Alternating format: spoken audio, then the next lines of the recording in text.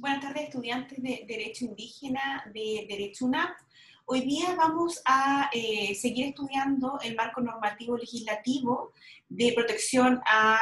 o de derecho indígena que nosotros tenemos actualmente en Chile. En la clase pasada alcanzamos a revisar el marco normativo nacional, por lo menos en lo referente a la ley indígena, la ley 19253, y mencionamos algunas críticas con respecto a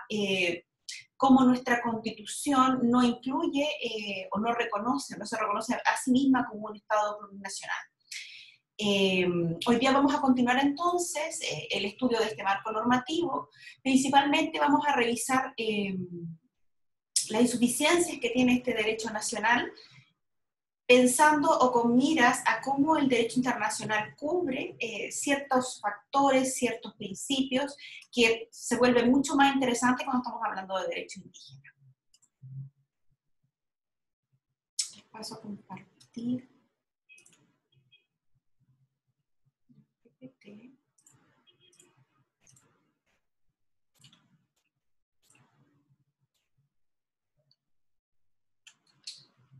Aquí está.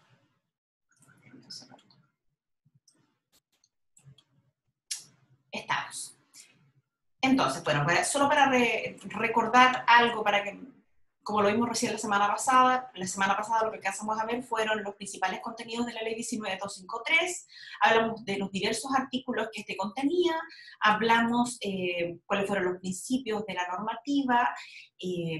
los principales contenidos en cuanto al derecho a la tierra, también mencionamos lo que eran los reconocimientos a cuántos pueblos se reconocían en Chile, que eran 9, y mencionamos la participación de cómo todo este proceso de creación de la ley indígena en Chile se inicia de la presentación que se generó en Nueva Imperial por los mismos pueblos originarios, incluido el pueblo aymara, quienes exigiendo finalmente al candidato presidencial de momento, que era Elwin, el que se generara un reconocimiento constitucional, que se presentó un proyecto constitucional, un proyecto de modificación legislativa que buscaba modificación de la Constitución a ese respecto, como así también este reconocimiento mediante la ley indígena de la 19253, que fue la resultante, y otro proyecto fallido en su momento era la ratificación del convenio 169 de pueblos originarios en Chile. ¿Qué vamos a estudiar hoy, o qué vamos a empezar a estudiar hoy? Vamos a empezar a estudiar principalmente lo que es el marco internacional. ¿Por qué? Algo de lo que conversamos en extenso la clase pasada y durante la semana anterior, las sesiones que ya tuvimos,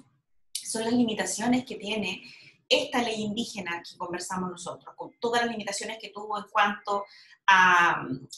los tratos parlamentarios, los acuerdos a los que se tuvo que llegar en su momento, no cubriendo todas aquellas necesidades que tenían los pueblos originarios y que exigieron en su momento. Esto queda en evidencia cuando nosotros analizamos los contenidos del derecho internacional relativo a los pueblos indígenas y a quienes los integran. Si bien el derecho internacional es una materia nueva en el tiempo, ha alcanzado un importante desarrollo en las últimas décadas, principalmente por lo desarrollado en el sistema de Organización de Naciones Unidas, la ONU, como en el ámbito de Organización de Estados Americanos, que es la OEA.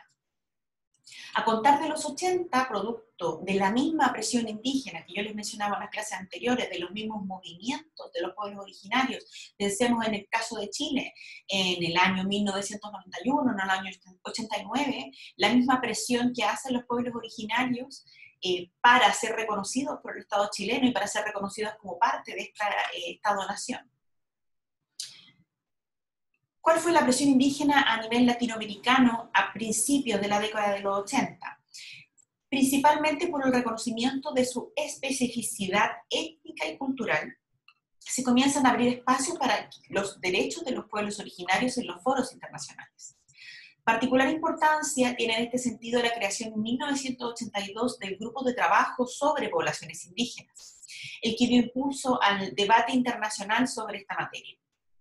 Este grupo tenía como mandato la elaboración de un conjunto de estándares o principios sobre los derechos de los pueblos indígenas. En el mismo periodo de tiempo se desarrolló un proceso de revisión del convenio. Recuerden que antes del convenio 169 de la OIT estaba el convenio número 107 de la OIT. Y este proceso culminó más o menos en el año 1989 con la aprobación por esta entidad de lo que fue el convenio número 169 de la OIT sobre pueblos indígenas y tribales en países independientes. Este convenio establece, como algo sabemos, un conjunto de derechos políticos, económicos, sociales, culturales y territoriales que corresponden a los pueblos indígenas al interior de los estados.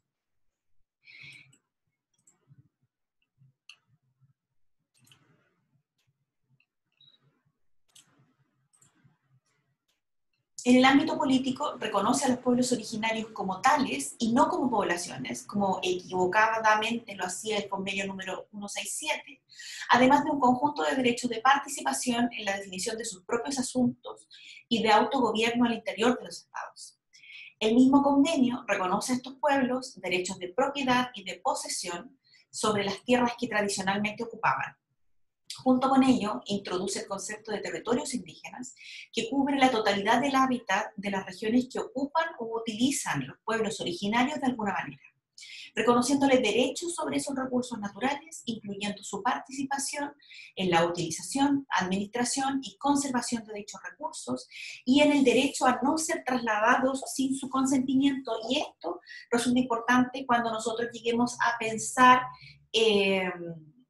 la normativa internacional, cuando lleguemos a pensar o lleguemos a trabajar sobre lo que es el derecho a la consulta, que lo hemos conversado en algunas clases. Cuando nosotros hablamos de trasladar un pueblo originario de un lugar a otro, se requiere el consentimiento, no basta la mera consulta de dicho pueblo para trasladar.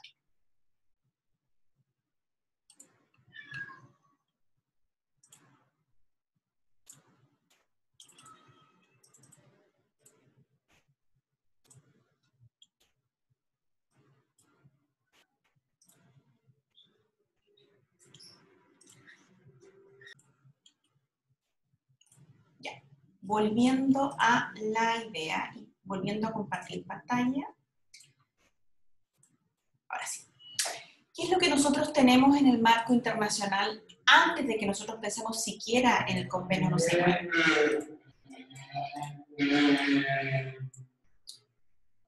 Tenemos el origen que hemos conversado del marco internacional del derecho indígena. Cuando nosotros hablamos de este marco internacional del derecho indígena, tenemos que pensar que estamos hablando de derecho internacional público y estamos hablando también de derecho internacional de los derechos humanos. Cuando hablamos de pueblos originarios, cuando hablamos de su protección a través de instrumentos de carácter internacional, nosotros estamos hablando de instrumentos de protección de los derechos humanos. Existe un problema con respecto a este origen del derecho o del marco internacional del derecho indígena en la forma o en el pensamiento que tenían los juristas y teólogos del momento de la conquista y colonización, que genera un conflicto a la hora de la protección de los derechos de los pueblos indígenas. Principalmente, cuando hablamos de juristas y teólogos, lo que fue la conquista y colonización ibérica y la opinión que tenía Francisco de Vitoria de los pueblos originarios, donde se daba una disputa entre lo que se denominaba el derecho de conquista y el reconocimiento de los derechos soberanos de las naciones que se encontraban en esos territorios. Este derecho de conquista que tenían los extranjeros españoles que venían a conquistar el territorio, priorizó por sobre el reconocimiento que podía hacer la corona de los derechos soberanos de las naciones que ya se encontraban en ese territorio. Esta decisión, esta forma de ver o de interpretar el derecho de una manera determinada, generó que todo este marco normativo inicial de protección a los pueblos originarios, incluso desde la vista del derecho internacional, está marcado por esta prioridad del derecho de conquista por sobre el reconocimiento de estos derechos soberanos de las naciones originarias. En este marco normativo inicial, es decir, mucho antes del convenio 169, nosotros tenemos dentro de este marco internacional de los derechos humanos la Declaración Universal de los Derechos Humanos como marco normativo de protección de los pueblos originarios. ¿Cuáles son las grandes ventajas y desventajas que tiene esta declaración? Una gran desventaja es que no tiene un carácter vinculante, como lo hemos conversado en clases anteriores. Es una norma moral, políticamente obligatoria, sin embargo es una norma de aquellas denominadas de jus cogens. Además, en cuanto que todos los seres, ¿qué es lo que, una de las principales cosas que contiene esta Declaración Universal de los Derechos Humanos? Y que nosotros entendemos entonces que es una norma de jus cogens y que todos debemos, por tanto, respetar. Todos los seres humanos son iguales y tienen los mismos derechos que los estados tienen la obligación de respetar. Esto está establecido en esta Declaración Universal de los Derechos Humanos. Además, en esta declaración, esta Declaración de Principios Universal de Derechos Humanos, los pueblos originarios ven una primera meta en la cual tienen en esta declaración un instrumento de defensa y lucha de sus derechos, entendiendo que hasta ese punto la protección jurídica, la legislación existente, había priorizado el derecho de conquista por sobre el de reconocimiento de estas naciones indígenas. Otro instrumento interesante que nos podría servir, y que de hecho muchas organizaciones indígenas han tratado de utilizar, es la Convención para la Prevención y Sanción del Delito de Genocidio. Se ha intentado por parte de varias organizaciones indígenas invocar esta convención, indicando que finalmente lo que había ocurrido en Latinoamérica en el proceso de conquista era en muchos casos un verdadero genocidio. Bueno, y también se ha intentado o se ha considerado para las políticas que han establecido los mismos estados nacionales con respecto a sus poblaciones indígenas y a ciertas actitudes que se han considerado genocidio. Pensemos en el caso el caso chileno, pensemos lo que sucedió con los Selman, que ustedes tienen una tarea pendiente para la clase de mañana con respecto a qué fue lo que sucedió con el pueblo Selman en específico, y desarrollarlo para ver, por ejemplo, si nosotros pudiéramos decir que allí hubo o no hubo un verdadero genocidio en virtud de lo establecido en esta convención. ¿Qué es otra posibilidad que nosotros podemos considerar cuando estamos pensando en todo el marco normativo del derecho internacional y cómo este marco nos puede servir cuando trabajamos con naciones indígenas, cuando trabajamos con pueblos originarios? En 1947 fue creada la Subcomisión para la Prevención de Discriminaciones y la Protección a Minorías como órgano subsidiario de la Comisión de Derechos Humanos. El artículo 27 del Pacto Internacional de Derechos Civiles y Políticos también nos sirven en esta protección o también nos garantizan esta idea de la protección de los derechos de las minorías. A esto podemos sumar también el llamado, y lo hemos conversado en clases anteriores, el derecho de libre determinación de los pueblos. El artículo 1 de ambas declaraciones que hemos mencionado hasta esta parte nos indica lo siguiente: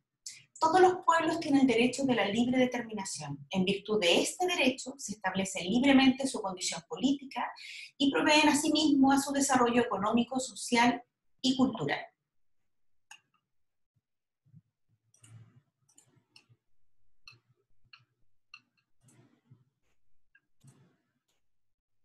Es sumamente criticado este artículo que yo mencioné anteriormente, primero en cuanto al concepto del término pueblo, que nosotros lo habíamos revisado en una clase anterior con respecto al contenido que tenía esta noción de pueblo, sobre todo cuando hablamos del principio de la determinación y cómo cuando se ha trabajado a nivel nacional el reconocimiento de los pueblos originarios, de los pueblos indígenas en Chile como pueblos, existe siempre la discusión sobre la protección a la soberanía nacional, sobre si este concepto pueblo implica también la noción de nación y de nación independiente, que por tanto pudiera en algún momento dividirse o separarse identitariamente del resto de la nación chilena. Por supuesto, una discusión que está por superada, pero que se da cada vez que uno trata de trabajar con esta noción. Este concepto sociológico semejante a la nación, que se refiere a grupos humanos, cuál es una noción de pueblo, que comparten identidades étnicas y culturales. Y para otros insisten que el pueblo es un concepto político y legal, que es lo que estábamos hablando recién, referido al conjunto de pobladores de un territorio o de un estado. Otro trabajo interesante cuando nosotros hablamos de derecho internacional es la labor de la subcomisión de los derechos indígenas. Esta subcomisión depende de depende de la Subcomisión de Prevención de Discriminación y Protección a las Minorías. Pensemos cuando estábamos iniciando la clase, cuando mencionamos, estábamos hablando del marco normativo internacional, hablamos de protección de derechos de las minorías, y ahora estamos en esta subcomisión del trabajo de los derechos indígenas, dentro de esta subcomisión de la protección del derecho de las minorías. ¿De qué se trata o de qué cómo funciona esta subcomisión? Tiene 26 expertos propuestos por los gobiernos que son parte de esta subcomisión, cuyo mandato es la prevención de la discriminación y protección de las minorías. Esta subcomisión elaboró una versión del texto del artículo 27 del Pacto de Derechos Civiles Internacional de Derechos Civiles y Políticos, así como la Declaración sobre los Derechos de las Minorías. Esta subcomisión se ha ocupado sobre todo lo que es el combate contra el racismo en el marco de los movimientos anticoloniales que acapararon la atención mundial durante la década de los 50 y los 60, específicamente la lucha contra el sistema de los apartheid, que está altamente superado actualmente. Pero nosotros también podríamos pensar sobre esta idea de movimiento anticolonial en Latinoamérica actualmente. Y ahora sí de plano, entrar a trabajar a lo que es el instrumento que nosotros más utilizamos, entendiendo además que es un instrumento específico internacional de protección de los derechos de los pueblos indígenas, como así también está reconocido y ratificado por Chile y vigente ya desde el año 2009, que es el convenio 169 de la OIT de 1989. Recordemos que ya lo hemos mencionado en otras ocasiones, este convenio 169 se presentó dentro de las primeras discusiones de los movimientos indígenas con el gobierno chileno en 1989-1990, el Acuerdo de Nueva Imperial, como una de las proposiciones finalmente que llegan al Congreso como resultante de este Acuerdo de Nueva Imperial, donde lo que se busca es que se ratifique en ese año, o en esta tramitación finalmente, el convenio 169, que conversamos en la clase anterior,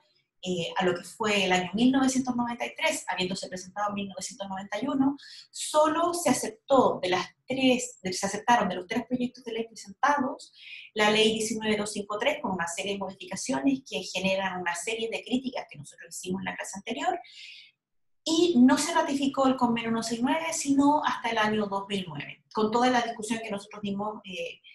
se conversó en su momento ante el Tribunal Constitucional en Chile, sobre la constitucionalidad del artículo 6 del convenio 169, con respecto a la ejecutabilidad de las normas del artículo 6, etc. ¿Cuáles son las principales nociones que nosotros podemos conversar del convenio 169?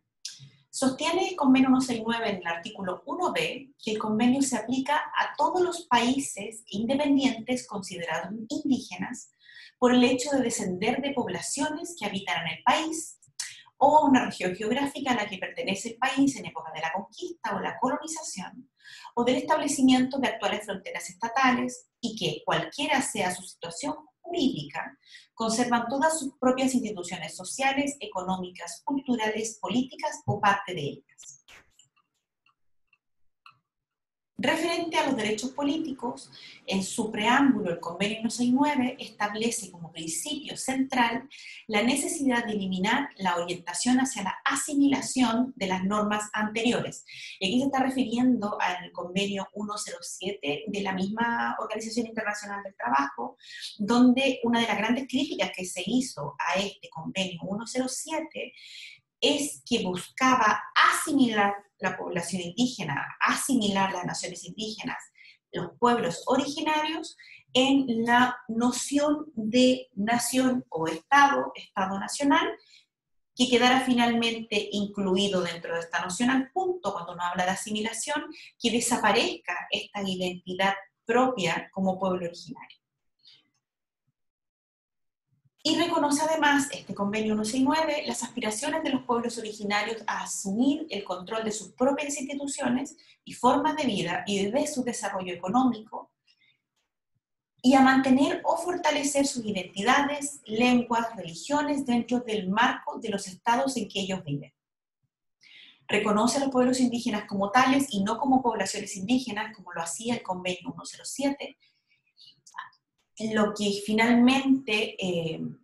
entra en esta discusión que nosotros hemos dado hasta esta parte de la noción mayor en derecho internacional de lo que nosotros entendemos por pueblo, que es más que nosotros hablemos más que solamente hablemos de poblaciones indígenas, y que es más que solamente hablemos de etnias indígenas, como lo hace la ley 19253, en cuanto tiene un contenido político y social más interesante cuando nosotros hablamos de pueblos, y no solamente en cuanto al contenido que pueda tener esta noción, sino también a la importancia histórica que nosotros le damos y finalmente al reconocimiento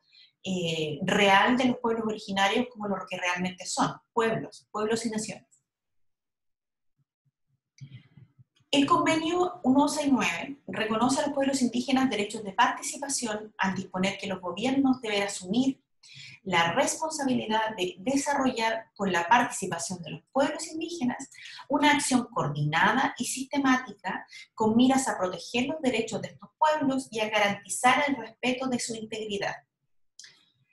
Así también, el convenio 169 dispone que se debe consultar a los pueblos indígenas mediante los procedimientos apropiados y en particular a través de sus instituciones representativas cada vez que se prevean medidas legislativas o administrativas susceptibles de afectarles directamente. Y esto aquí le estoy hablando, estamos ya principiando a hablar de lo que es la consulta indígena que se encuentra regulado en el artículo 6 del convenio 169. Recuerden la importancia también de, en esta parte, haber bajado la ley 19253, tenerla ustedes disponible para revisar los artículos y revisar el instrumento, como hace también el convenio 169 y como hace también la declaración. Y establecer los medios a través de los cuales los pueblos interesados pueden participar libremente, por lo menos en la misma medida que otros sectores de la población, y a todos los niveles en la adopción de decisiones en instituciones selectivas y organismos administrativos y de otra índole responsables de políticas y programas que les conciernan, esto regulado también en virtud de la consulta indígena en el artículo 6, inciso segundo del convenio 169. Si nosotros pensamos el proceso de consulta del año pasado, bueno, una de las tantas consultas del año pasado, podríamos pensar que lo podemos pensar desde dos maneras. Las instituciones selectivas y organismos administrativos y de otra índole que podrían participar en este tipo de procesos en la Corporación Nacional de Desarrollo Indígena, pero así también en cuanto hablamos de que deben ser representativos de los pueblos originarios, debiera participar en este tipo de reuniones los pueblos originarios representados por las autoridades que ellos mismos reconocen como tales. Además, el convenio 169 reconoce a estos pueblos derechos de autogestión y de autogobierno, al disponer que ellos deberán tener el derecho de decidir sus propias prioridades en lo que atañe al proceso de desarrollo, y en la medida en que éste afecte sus vidas, creencias, instituciones y bienestar espiritual, y a las tierras que ocupan u utilizan de alguna manera, y de controlar en la medida de lo posible su propio desarrollo económico, social y cultural, según lo establece el artículo 7 del convenio 169. Y que al aplicarle, y esto es muy importante, y esto lo establece el artículo 8, y pensemos cómo este se relaciona con la ley 19253, que al aplicarle la ley nacional deberán tomarse debidamente en consideración sus costumbres o derechos constitucionales. Es decir, ya no solamente tenemos lo establecido por la ley 19253, sino que también tenemos el convenio 169 como tratado internacional de derechos humanos reconocido en Chile, al que nosotros podemos entonces darle, dependiendo de la parte de la doctrina que nosotros sigamos, podemos considerar que es supraconstitucional, que es a nivel constitucional, o para algunos que es a nivel infraconstitucional, pero entendiendo que es un tratado internacional que protege derechos humanos, podría entenderse a nivel constitucional. Y que tendrán derecho a conservar sus costumbres e instituciones propias, siempre y que éstas no sean incompatibles con los derechos fundamentales definidos por el sistema jurídico nacional, ni con los derechos humanos internacionalmente reconocidos, y esto está regulado en el artículo 8, número 2 del convenio 169. Aquí estamos en el caso que hemos conversado en clases anteriores, lo que es el límite al pluralismo jurídico, lo que es el límite al reconocimiento de derechos de poblaciones originarias, que va en este límite que nosotros entendemos como la protección o garantía de los derechos fundamentales, de los derechos esenciales de este sistema jurídico nacional, como así también de la protección de los derechos humanos internacionalmente reconocidos. Y aquí creo que es importante, si bien no tiene que ver, pero tiene que ver con el ejemplo que nosotros vimos en la clase anterior, en la clase de la semana pasada, con respecto a las sanciones de carácter corporal que uno pudiera establecer a un culpable de un delito determinado, en virtud de estos principios, estos límites que nosotros hemos establecido, los castigos físicos no podrían ser permitidos. Estoy pensando también con respecto, y esto es una noticia que ocurrió el día de hoy, la quiero buscar para mostrárselas, referente al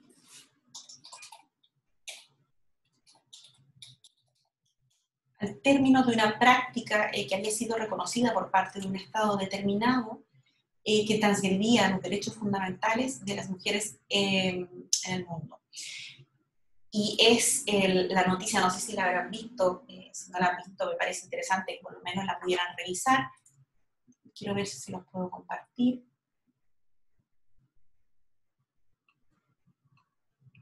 Que fue la prohibición de la mutilación genital femenina en Sudán, que hasta hace poco estaba permitido y que desde el día de hoy esta práctica horrenda finalmente se prohíbe y también así también se sanciona. Quiero ver si les puedo compartir la noticia. Aquí está. Si bien no tiene que ver derechamente con pueblos originarios, tiene que ver con costumbre de pueblos tribales, y específicamente aquí estamos viendo un ejemplo y los resultados del trabajo de la comunidad internacional para lograr erradicar ciertas costumbres, ciertas conductas que son aceptadas en un determinado estado, pero por esta intervención que tiene la comunidad internacional, por esta intervención que tiene el mismo derecho internacional, la protección del derecho, de los derechos fundamentales humanos, en este caso, la protección de los derechos de mujeres, de niñas menores de edad, en cuanto se prohibió en Sudán esta mutilación genital femenina. Esto había sido reclamado por mucho tiempo por parte de UNICEF, había sido reclamado también mucho tiempo por Naciones Unidas, los que habían establecido, según esta noticia, que el 86,6% de las mujeres de entre 15 y 49 años del país, es decir, de Sudán, habían sufrido la ablación, que es una práctica que se dice que afecta casi a 200 millones de mujeres en el mundo. No sé si ustedes tienen claro de qué se trata esta mutilación genital femenina. Me gustaría que lo buscaran para que conocieran la gravedad, por qué era tan grave, por qué la comunidad internacional y los movimientos feministas discutieron tanto para que se lograra esta prohibición. Que a todo esto, y esto tiene uno de los defectos finalmente del marco normativo general de la norma, el hecho que se haya creado la norma y que se haya creado una sanción establecida a quien transgrede esta norma no implica que se vaya a erradicar con la conducta de inmediato, pero ya es un paso agigantado a lograr ese objetivo. ¿Qué es lo que finalmente se logró? Es que se establece en este borrador de ley aprobado por el gobierno el 22 de abril una pena de 3 años de cárcel para todo aquel que practique esta ablación. Además de la retirada de licencia del Hospital Centro de Salud o Clínica Privada donde se haya hecho esta operación. Esta operación es gravísima porque no solamente afecta, por supuesto, a quienes vivían en Sudán, pero también a la población migrante de Sudán, que se había movido a diferentes estados y encontrándose en estados, por dar un ejemplo que está más bien registrado, que es en el Reino Unido, las familias tomaban a sus hijas, las llevaban a Sudán para solo realizarles este proceso de la ablación y después las volvían a introducir a vivir una vida más bien occidental, pero habiendo pasado por este proceso tradicional horroroso contra una mujer. Se los menciono para dos cosas, para que vean la efectividad del sistema internacional, la efectividad que puede tener la presión que tiene la comunidad internacional a la hora de reconocer los derechos esenciales de las personas en el mundo, como así también, y me parece muy esencial que lo conversemos, dónde están los límites a esta identidad cultural, dónde están los límites que nosotros podemos poner a el reconocimiento que nosotros hacemos, para que ustedes vean cómo en efecto existen y cómo en efecto estos se aplican, y cómo tienen efectividad incluso hasta el día de hoy, en cosas que nosotros no esperábamos que ocurrieran. Volviendo al convenio 169, a ello debe agregarse otro conjunto de normas importantes que hemos revisado, de las que hemos revisado hasta ahora, tales como los artículos 22, 23, 25 y 27 del convenio 169, que establecen la necesidad de que los gobiernos proporcionen a los pueblos indígenas los medios y el apoyo necesario para que asuman progresivamente el control en áreas tales como formación profesional, técnicas tradicionales, artesanías, salud y educación. Es decir, cuando nosotros escuchemos o se nos haga la pregunta, ¿por qué los pueblos originarios, por qué los pueblos indígenas tienen derechos diversos? ¿Por qué pareciera que muchas veces tienen derechos especiales? Se debe precisamente a lo que nosotros ya hemos conversado en clases anteriores, que es la deuda histórica, pero también tiene que ver en el reconocimiento que hacen estos mismos instrumentos internacionales que nosotros tenemos ratificados en Chile. Este convenio 169, en los artículos 22, 23, 25 y 27, obliga a los estados parte, como Chile, como España, a que se proporcionen a los pueblos indígenas los medios y el apoyo necesario para que puedan asumir progresivamente el control de estas áreas. La formación profesional, para que puedan también ellos crecer en lo que es las técnicas tradicionales, la artesanía, la salud, la educación. Y cuando nosotros estamos pensando en técnicas tradicionales, cuando pensamos en artesanía, salud y educación, también se habla, y que es algo muy vigente el día de hoy, muy discutido por los mismos pueblos originarios. Y recuerden que todo esto que nosotros estamos conversando, la Declaración Internacional de los Pueblos Indígenas, el convenio 169, antes de eso el convenio 107, son todas resultantes de los mismos movimientos de los pueblos indígenas, quienes acudían a estos instituciones de carácter internacional a buscar la creación y reconocimiento de su derecho, la protección y reconocimiento de su carácter de nación y pueblo,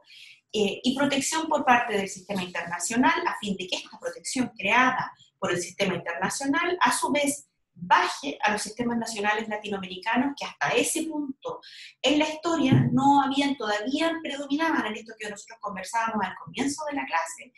que es este derecho de conquista por sobre el derecho a la identidad cultural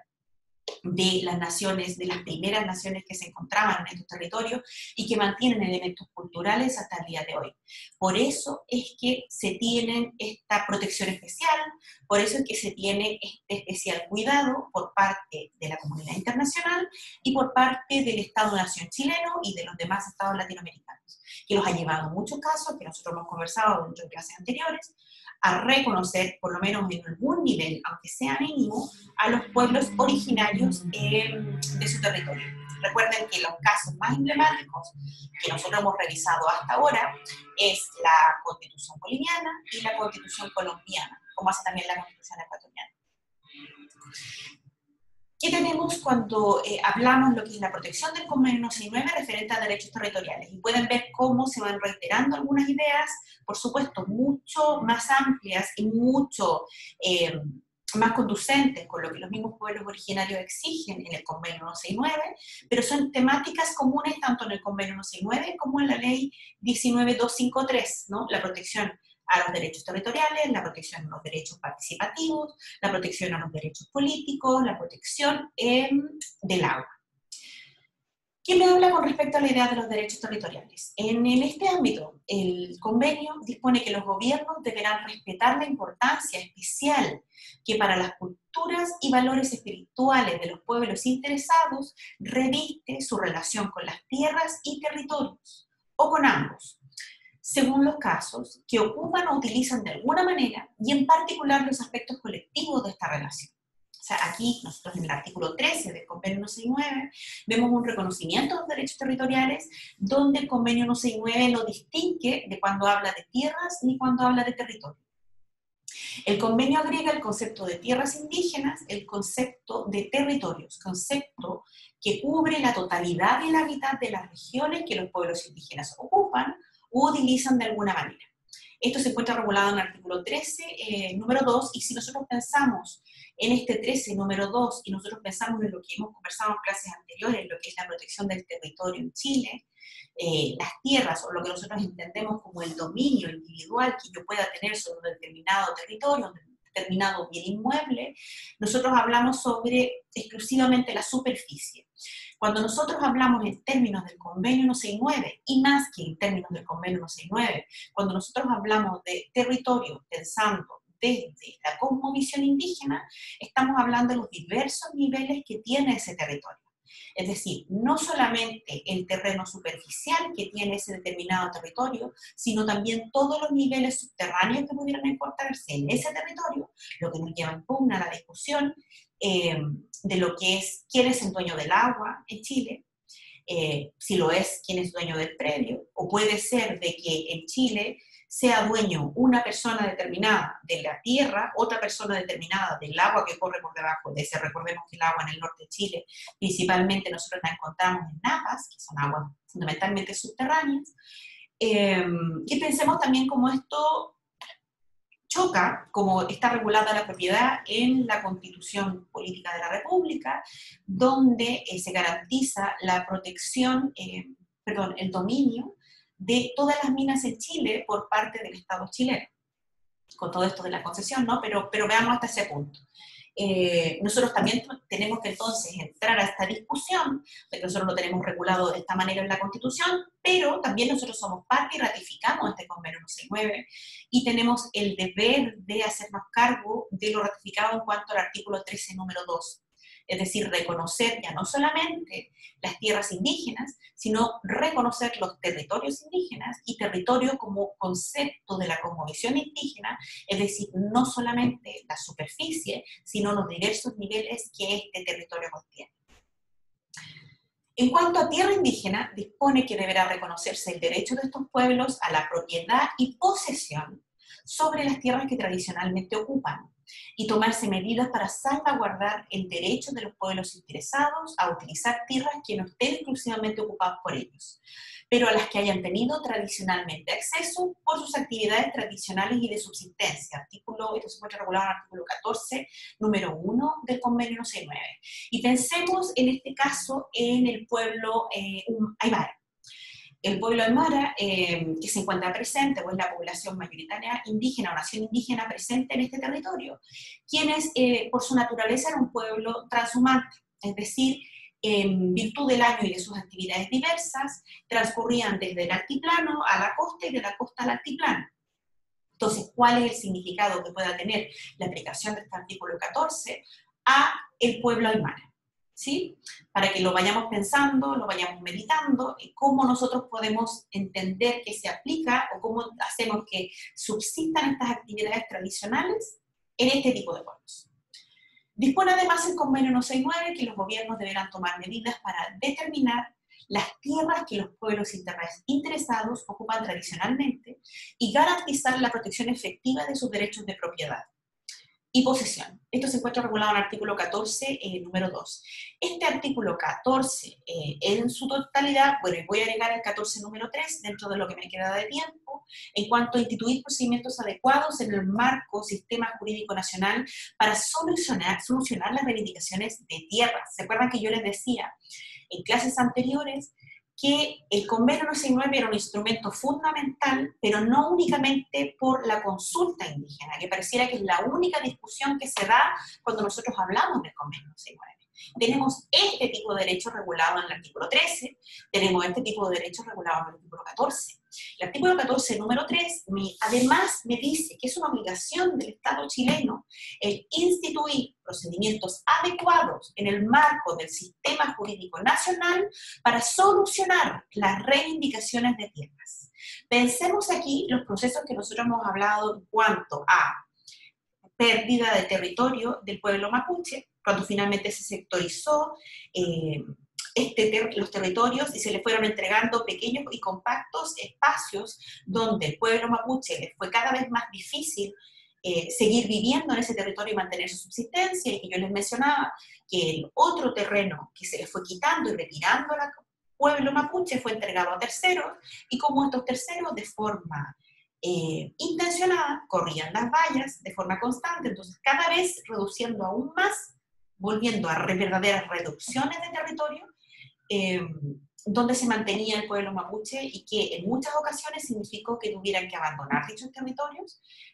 para búsqueda de otro tipo de trabajo y pérdida finalmente de su conexión espiritual con el territorio y pérdida de sus territorios tradicionales. Y aquí está hablando este artículo 13 de que sería, en virtud de nuestra obligación de ser parte del convenio 169,